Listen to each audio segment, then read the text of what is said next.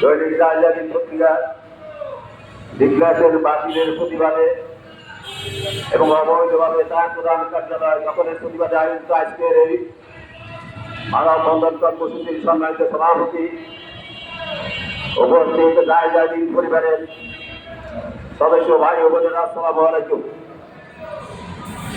বন্ধুরা আমার, আমরা অত্যন্ত ব্যথিত, দুঃখিত, আমরা হতবাক, আমরা দীর্ঘ 16 বছর সংবাদপত্র বন্ধের বিরুদ্ধে, সাংবাদিকদের চাকরি ছুটির বিরুদ্ধে এবং সাংবাদিকদের উপর নানা রকমের নির্যাতন নিপীড়নের প্রতিবাদে এই রাজপথে আন্দোলন সংগ্রাম করেছিলাম। আন্দোলন সংগ্রামের ফলশ্রুতিতে সর্বশেষ গত 5 আগস্ট এই ফ্যাসিস্ট সরকারের পতনের মধ্য দিয়ে দেশে একটি পরিবর্তন এসেছে। পরিবর্তিত পরিস্থিতিতে ঢাকা শহরে ফ্যাসিস্টের দোষরদের বিরুদ্ধে এবং ফ্যাসিস্টের সহযোগী বহু সংবাদপত্র এবং গণমাধ্যমের উপর আঘাত আসার অবস্থায় ছিল। ঢাকা সাংবাদিক ইউনিয়ন সেই অবস্থায় অত্যন্ত স্পষ্টভাবে তার বক্তব্য দিয়েছে, কোন সংবাদপত্র কোন গণমাধ্যমের উপর আঘাত ঢাকা সাংবাদিক ইউনিয়ন অতীতে কখনো বরদাস্ত করে নাই, এখনো সেই বরদাস্ত করবে না। এই অবস্থা থেকে ঢাকা সাংবাদিক ইউনিয়ন পুরো বিচ্ছুত হয়নি। ঢাকা সাংবাদিক ইউনিয়ন প্রতিনিয়ত তার জন্মলগ্ন থেকে সাংবাদিকদের পক্ষে অবস্থান নিয়েছে, সাংবাদিকদের গণমাধ্যমের পক্ষে অবস্থান নিয়েছে, গণতন্ত্রের পক্ষে কথা বলেছে, এই কোন ফ্যাসিস্টের বিরুদ্ধে রুখে দাঁড়িয়েছিল। আজকে অত্যন্ত দুঃখ এবং ভারাক্রান্ত হয়ে বলতে হয়, একটি সংবাদপত্র বন্ধ করার জন্য, একটি সংবাদপত্রে ডিক্লারেশন বাতিল করার জন্য প্রবীর একজন সাংবাদিক আবেদন করেছিলেন।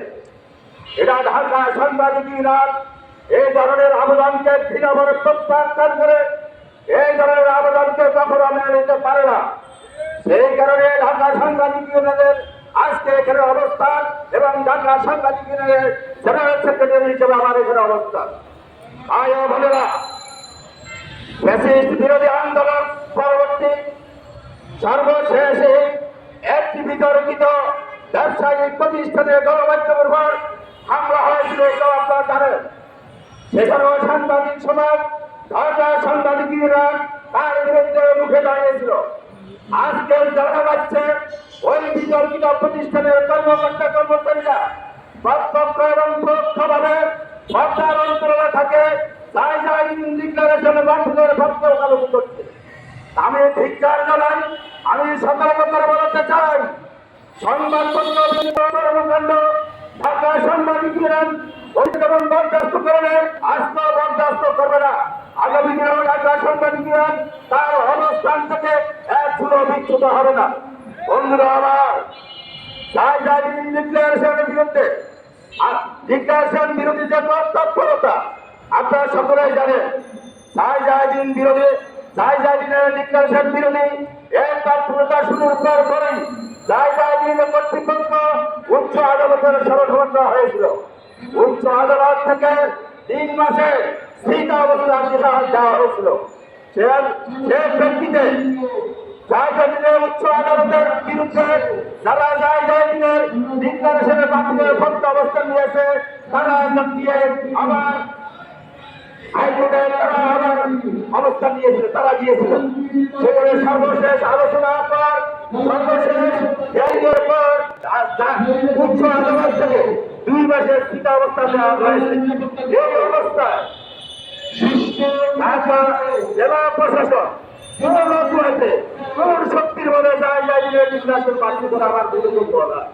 আমি জায়জাদিনের এই ডিক্লারেশনের বাতিলের পক্ষে যারা ওকালতি করেছে এবং ডিসি অফিস যে কর্মকাণ্ড পরিচালনা করছে তার ধিক্কার জানাই এবং তাদের বিরুদ্ধে আমি সতর্কবাণী উচ্চারণ করে বলতে চাই। উচ্চ আদালতকে বিজ্ঞানগুলি যারা দেখিয়েছেন তাদের বিরুদ্ধে দায় জারি কর্তৃপক্ষ এবং উচ্চ আদালত অবশ্যই ব্যবস্থা গ্রহণ করবে। কেননা 2 মাসের স্থিত অবস্থা থাকা অবস্থায় 1 সপ্তাহের মধ্যে তারা ডিক্লারেশন বাতিল করে, তাহলে কি আমি ধরে নিতে পারি সরকারের উপর আরো বড় সরকার আছে? আমি ইউরোপ সরকারের উদ্দেশ্য বলতে চাই, আপনারা যে কমিটমেন্ট নিয়ে দায়িত্ব গ্রহণ করেছেন সেই কমিটমেন্ট থেকে আপনারা সরে যাচ্ছেন। একটি পত্রিকার ডিক্লারেশন বাতিলের মতো এই ধরনের দুঃখজনক ঘটনা ইউরোপ সরকারের কাছে এই জাতি সাংবাদিক সমাজ কখনো প্রত্যাশা করে না। আপনারা সেই কাজটি করেছেন, আপনারা সেই কাজে ইন্ধন যোগাচ্ছেন। প্রত্যক্ষভাবে পরোক্ষভাবে আমরা ধরে নিতে পারি সরকারের ইন্ধন ছাড়া এই ধরনের কর্মকাণ্ড পরিচালিত হতে পারে না। সুতরাং আপনাদেরকে আমি হুঁশিয়ারি উচ্চারণ করে বলতে চাই, হাসিনা সরকারকে ঢাকা সাংবাদিকেরা জায়গার জমাধরণ রাস্তা দাঁড়ায়। আজকে আপনারা অন্তর্বর্তী সরকার ইঞ্জিনিয়ার গভর্নমেন্ট কয়েকদিনের জন্য দায়িত্ব নিয়েছেন। এত বড় দায়িত্ব গ্রহণ করার পর আপনারা একটি পত্রিকা ডিক্লারেশন বাতিল করেন। আপনারা মনে করেন আপনারা চিরস্থায়ী বাংলাদেশের ক্ষমতায়? কেউ ক্ষমতায় চিরস্থায়ী না। সুতরাং জনগণের বিরুদ্ধে, সাংবাদিক সমাজের বিরুদ্ধে অতীতে যারা দাঁড়িয়েছে কেউ টিকে থাকতে পারেনি। আপনারা এ ধরনের কর্মকাণ্ড পরিচালনা করলে এর জবাবদিহি আপনাদের করতে হবে। আমি সকলকে সতর্কবাণী উচ্চারণ করে বলতে চাই, জায়গায় দিলে ডিক্লারেশনের বিরুদ্ধে